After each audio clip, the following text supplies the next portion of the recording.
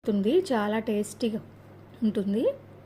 ఇప్పుడు నేను 1 స్పూన్ వరకు సాల్ట్ని వేసాను. ముందే ఆల్రెడీ సాల్ట్ వేసుకున్నాం కదా, 1 స్పూను. నేను 2 స్పూన్స్ వరకు సాల్ట్ని వేసుకున్నాను. 3 స్పూన్స్ వరకు కారం వేసుకున్నాను. వేసుకొని బాగా కలుపుకోవాలి. చూస్తున్నారు కదా, బాగా దగ్గరగా ఎగిరిపోయింది. దీంట్లో కొంచెం వాటర్ వేసుకోవాలి.